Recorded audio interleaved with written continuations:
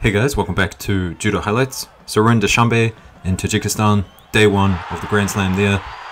It's been a pretty good competition, day one.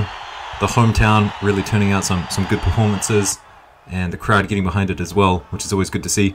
So this is Kuvatov against Kondo. Throws him with a really nice low driving Ouchigari. And Kondo, he's somewhat new for the Japanese team, recently won the selection tournament, so they're putting him out on the international scene, seeing how he does. Didn't get through Kuvatov, but did go through to the bronze medal contest and took a bronze medal. Here he is against Merlin from France with some good highlights. He's got a nice Uchimata, and you'll have to go have a look at some of my other videos to find it, but he mixes in his Uchimata really well with the Ashibarai. I think it was last year at the selection tournament, the Senbatsu, he threw Koga with that technique. Really nice, so go check that one out. But yes, he took a bronze medal, and then there were some good highlights earlier on in the rounds. This one for Wazari, but some of the highlights, I mean, didn't get a score, but just really nice judo. Have a look at this Seoi Otoshi attempt here. So he's got a wide repertoire of techniques. Obviously the Uchimata, but then he can also do Koshiwaza techniques as well. Ashibarai, Sode Surikomigoshi, and of course Ippon Seoinage as well. So you kind of look at these kind of athletes, these judoka, and you kind of think, man, they've got a wide variety of techniques. I think they're going to do really well in the future, just when they kind of grasp how the international scene is played and done at the highest level. But anyway, Kuvatov, he got through Kondo, so I'm sure we'll see Kondo compete again. Still, a bronze medal is a pretty good result this early in his career. Now Kuvatov, he was really exciting throughout the day. He had some really nice techniques. So he does this really nice Tayotoshi, left versus right, dropping really low, dropping onto one knee. Now, he gets a Wazari here, but have a look at the reaction. He gets the next time he goes in for it, fakes it, and his opponent, I mean, just immediately drops, trying to defend it. Didn't end up being a score though, but you can just see the best techniques out there. They get really big reactions, and people end up kind of, you know, doing all sorts of things, and then that leads to other sorts of techniques. Here it is again, getting a Wazari, really nice, drop down Tayotoshi. Now Kuvatov was up against Shamshadin in the final. It was a bit unfortunate here for Shamshadin. I mean, he went in, tried to defend Sumigaishi for Kuvatov, but they give him the Ippon, obviously using the head to defend there, bridging, and so an automatic Ippon. It is what it is. I mean, I would like to see that just be a Wazari, but still a good gold medal by Kuvatov. And then Shamshadin at the end here. You know, these guys from Central Asia, they're just so nice. Such role models for their people and judoka all around the world. I mean, these guys, Uzbekistan, Tajikistan, Kazakhstan, some of the best judo in the world. Now, of course, Shamshadin taking a silver medal. He had some good moments throughout the day as well. Really opportune kind of entries into the Newaza here. I really like to see that. And it paid off for him in this contest against Pantano. And we know Pantano, he's got excellent throwing ability.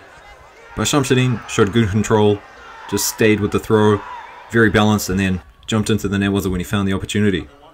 And then, just lastly, before we move on to under 66, Saiv, I guess he's from Russia. He ended up taking the other bronze medal.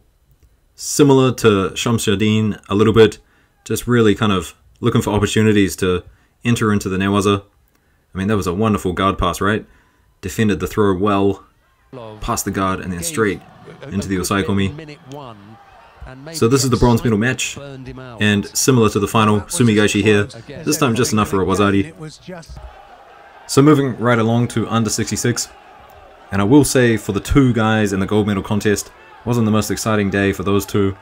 The gold medal contest ended up being won by Shiro, and it was Rahimov who just kind of threw in numerous attacks. So he edges out Dezebov in this contest. Here's another attack, and I mean, you guys have probably heard my opinion on these things before. You know, they do say false attack, dropping to the ground, but I mean, it doesn't really fit the terminology in Japan. In Japan, it translates to using a technique to run away. It's called kake nige, so, you know, people are throwing in these attacks, and there's many reasons why they would do it. Staying on the good side of the judges is one reason, not getting a lot of shidos against your name. But in this instance, I mean, Dezebov, who took a silver medal, congratulations on him. but he's up a Wazari, and now he's just kind of running away, putting in these kind of attacks that weren't intended to throw his opponent.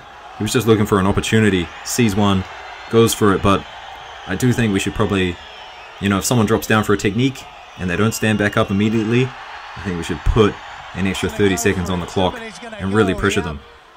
But anyway, let's move on to the bronze medal contests. Now this was kind of interesting. You can see Nurfaloyev, he's pointing to his nose and then gets thrown for a Wazari. And it was a nice throw, I really like that one.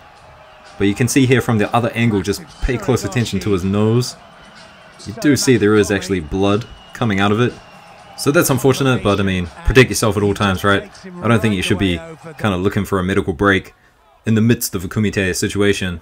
Break off the grips and then point to your nose. I think that's the best way to do it. But anyway guys, on the other side of the bronze medal contest, we had Chernicky. He won his match by Shidos. So we'll just have a look at some highlights from earlier on in the rounds. This is a nice transition from Tachiwaza into the Newaza from Nurfaloyev here. And then Dezebov with a really nice Uchimata for Ippon. Kind of surprised he went over there. I thought it was going to be a Wazari, but ended up being an Ippon. And then a nice kind of low driving Osoto Otoshi, I guess. Osoto Otoshi here. Anyway, into the women's now. And we'll start with under 48. So in the gold medal contest we had Bavu Dorj versus Bedur. Now that one ended in Shido, so we'll move on to the bronze medal contests. This a bit unfortunate from Costa. Ends up getting Hansogomake here for the defense. Bit unfortunate. But hey, those are the rules. And then for the other bronze medal, Moisiva from Russia. She put together this really nice transition. Goes to the ground. And then she starts to lock up a Harakajime. And you see her putting in the hooks, and she's already got that right arm very, very deep. Looking for the sleeve to pass it behind the neck. And then in the midst of this transition, she starts thinking about some other things. Looks to roll over Stangar and throw the leg over the top. Try to turn it into a bow and arrow. Doesn't really have the leverage. Can't really get that leg over, so she just sticks with it. And eventually ends up on top. As you can see here. And then with the squeeze of the legs, gets the tap. And that was a nice piece of newaza from Moisiva. Moving up now to under 52. And we had two ladies from Switzerland in the gold medal contest. Now, I thought this could have been a score here. Looking for the Uranage, and then Kocha kind of had the leg on the inside. Looked like enough for an Uchigari. I mean, doesn't Bakauri do this kind of stuff all the time? I think probably because the hand came off at the end there, they didn't want to give it to her. I'm not too sure. But in the end, I think the rightful person won the gold medal. Kocha putting on the pressure here, and that third Shido does eventually come here. So I'm sure these two, they know each other quite well, and I think probably in their heart of hearts they knew who was going to be the winner. On to the bronze medals now, and Jung from Korea goes in for a Seoinage here, doesn't get it, and then we all know the perfect combination with Seoinage, the Kochigari. So in this next exchange, throws that leg out and attacks. Just enough for a Wazari. But it's a good Kochigari moving to the side. Cross grip on the lapel. And of course you can attack Seoinage from that grip as well. So bronze medal for Jung, and then on the other side of the bracket we had Ballhaus versus Borisova. And this is a nice counter here just for a Wazari, and then straight into the newaza. Kesagatame, kicking out the knee. And she holds it down quite beautifully here for Ippon. And then finally, at under 57, Klimkite. And this kind of back and forth between Klimkite and Deguchi is pretty interesting.